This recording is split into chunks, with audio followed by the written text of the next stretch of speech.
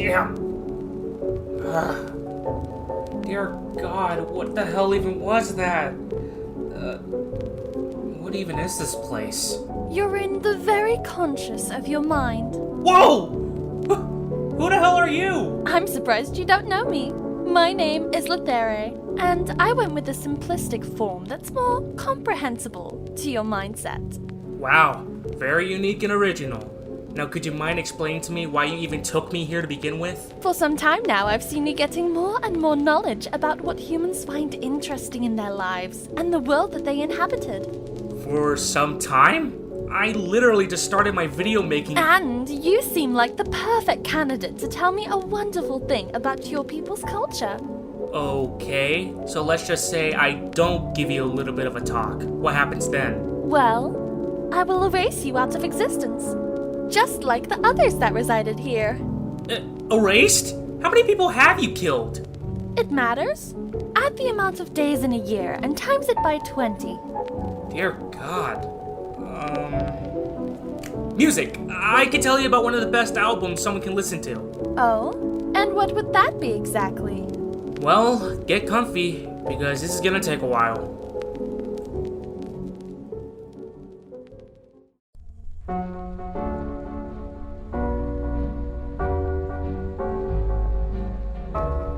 When it comes to music, it can tell a story in many different ways. Maybe it tells a story from the lyrics of the song, like in Kendrick Lamar's How to Pimp a Butterfly, where he wanted to rap for good and show the good things in life.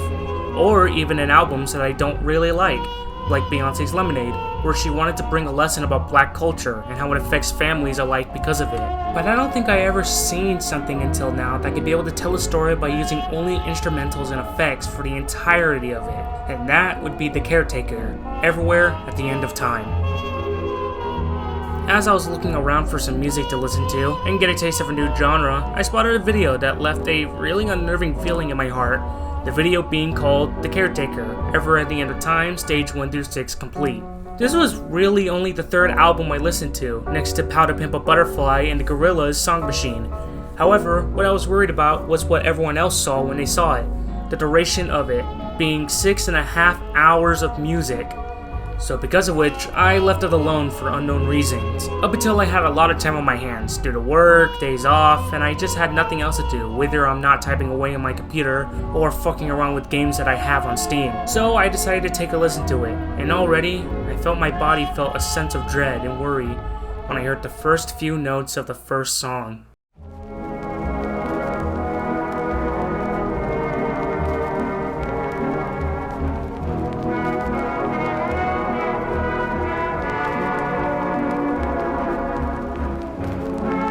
The sounds what sounded like 20s music and ballroom-like melodies gave me a weird punch to my stomach when I listened to it, and because of it, I quickly closed down the video and didn't watch it for a long time, not until I built up the courage to actually listen to this hell of an album, and my God, was I in for it.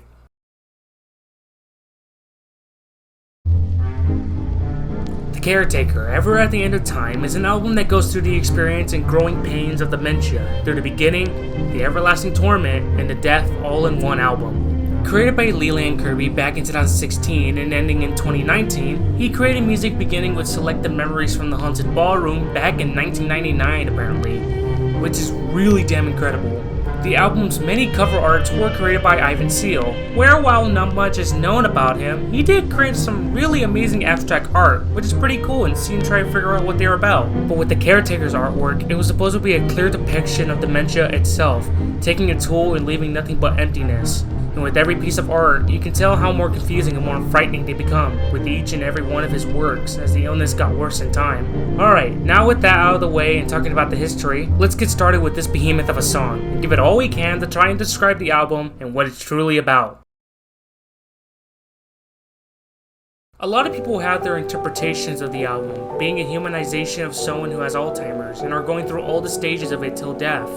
And they wouldn't be too wrong to think of that, as Leland Kirby described the Caretaker as an actual person, and how he wanted to kill off the Caretaker in his album, which was his last for not only the personification of it, but possibly Leland Kirby. For me, I like to see the full thing as a vinyl and a record player that represents the human memory, or in this terms, the caretaker's mind. At first, his memories are clear and easy to remember and recognize, just by noise alone. Just like how the vinyl looks mint condition, with barely any signs of scratches or dust on it. But as the years go by, that record slowly but surely begins to wrap upon itself, with the noise becoming more and more unrecognizable, and nothing more than just silent static, until eventually, the record is unplayable. And what's left is what once was a clean and amazing mind, and is now a ruined and destroyed, unrecoverable piece of someone's own life. Okay, enough of blabbering along to your ears. I think it's now time to discuss the stages of this album, and hopefully I can be able to bring in some more context or tell some things I like about these stages.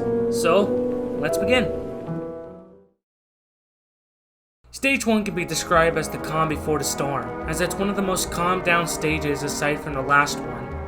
And like the description reads, this sounds like a nice stream through memory lane, the good old days before the dementia begins to worsen. All of these songs are digitally made with effects to give it a nice old-timey feel towards it all. And a lot of people like to point out how the first song is Heartaches by Al Bowley. However, most if not all songs in this album are actually from other well-known songs of the era. If you want to know more about it, someone's actually recreating the whole thing, but replacing them with the original songs that were used to begin with. It's actually really cool if you want to hear the nice jazzy orchestra without any sort of existential dread. Getting back on topic, this stage has very little wrong with it, aside from just the static that keeps on increasing with every song passing, until eventually we let our minds wander towards the next stage.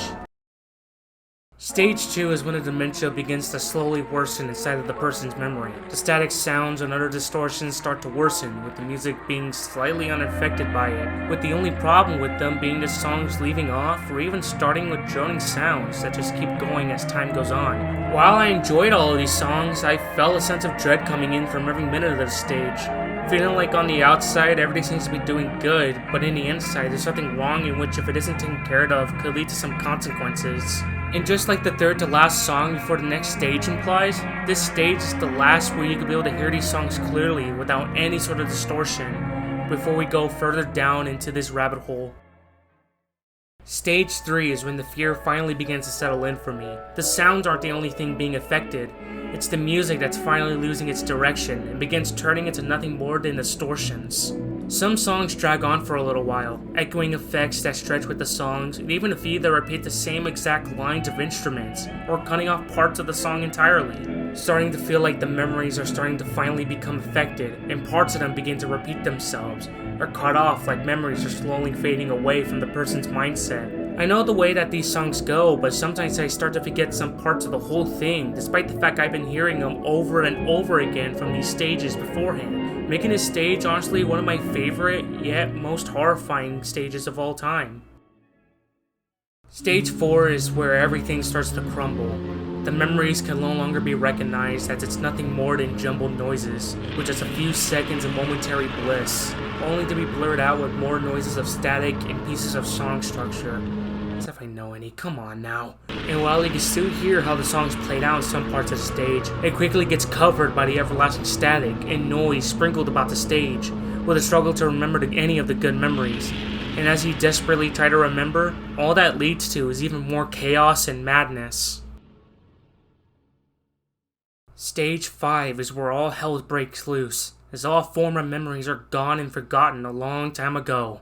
The struggle of trying to remember only leads to forgetting even more, as your mind fills up with forgotten hopes and dreams, just like the memories that resided there, trying to grasp so hopelessly the thought of recovering even a little image of what you enjoyed, only for that to be destroyed in the sounds of all other memoirs, and white noise as the old jumble around your mind like an aching headache that won't go away. The fact that there's barely anything that even relates to all others, as it feels like a mesh of noises shoved into an hour-and-a-half stage, just comes to show that while we think this sounds like hell, many others before us, or even now with their older relatives, are probably struggling with the same exact hellishness for years, until they can't even remember their own faces, their family faces, and so much more.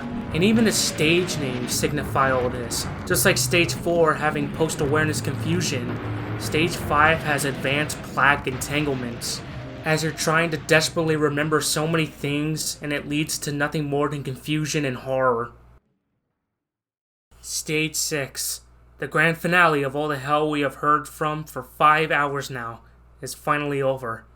But that doesn't mean it's ended just yet, as the memories that we used to remember are finally gone, and all that's left is a shallow emptiness that can never come back from. But the thing is, why would I ever want to return to the hellish noise I experienced? You had your course, you did all you could, within the time you had in your young life. Whether you like it or not, what you've done is finally over, and now all that is left is a shallow husk that's been dead a long time ago, even though that you were still living throughout it. You rode your bike, you had relationships good or bad, you enjoyed a lot of the things with the ones that you loved, but that was all in the past, as all that there is left is a black and empty void that is ready to swallow you up and take you to God knows where, when you're ready to finally let go of once was with your memories, and now are all just small pieces of dust that can't be recognized by anyone. And when the last song plays, it truly is what the title reads, with everything you have done is finally over, and now it's time to count your blessings and finally die off this world. As the last few minutes of the song implies, it's almost like your soul's being taken to somewhere. And it may be scary, but at least it's better than what you had to suffer through all those hours, or all those years in reality, as your place in the world fades away. And there you go! I talked about an amazing album, and even the effects of dementia all in one sitting. Pretty badass, huh? I taught you 2 human cultures in one. So how about it, huh? Get me back home so I can go play some Friday Night Funkin'? I'm probably missing a lot. What? There's no way in hell I'm letting you out of here after that whole spiel. The hell are you talking about? I gave you a fucking lecture about human culture. The deal is the deal, lady. Now get me out of here. Memory lost? Forgetting everything? Dying while being alive? What kind of fucking essay did you spurt out of your corrupt mouth, you bastard? The world isn't what it's built up to be, Toots. It ain't no Heaven's Gate. All of the stories I heard from others, telling me how much of a safe haven it is to be in, only to be tarnished by your words. You're lying to me, you literal plaything. Why are you so damn stuck up about Earth being perfect? Because let me tell you something, lady, it isn't. It's awful. It's terrible to every degree. And the only thing that we gotta keep us going is our very own soul and memories. You dare speak down at me? What's the point of making memories if you're gonna end up having a lot of them be awful to begin with? At that point, I think a human's life should be taken, just like yours. Memories ain't about the good things, you dipshit! Listen, I get it. Having memories may seem like a bad thing, as they keep all of that negativity that happened in our lives one way or another. Maybe it's about failing a test you studied hard for, or maybe it's when you lost custody of everything in a divorce. But yet they're the only reasons we can remember many of the great days amongst the bad. It's the only reason why we can get out of bed in the morning. The only reason why we can be able to stay in contact with our family and friends. And to just remember the good old days, and knowing that one day in the future, you can be able to feel the same amount of peace as you did in the past. We learn and educate ourselves from all the bad things in life, and try to find a way to curve it. That way, we can be able to beat our mental demons and live a stress-free life. Now could you please let me through, so I can make some memories for myself? Because what you're doing right now is totally uncalled for. What you've done to the others is senseless manslaughter. If you're all about learning how people work in Earth, look it up online or some shit. Don't go causing fucking genocide just because you're so confused about how the world works. Fine. Hearing your small plea of staying alive has gotten me feeling something I haven't felt in a whole while. Either that, or I'm feeling incredibly sorry for your pathetic existence.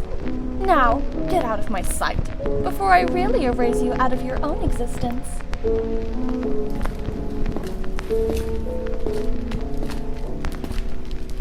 Till we meet again, Kokapali. Till we meet again.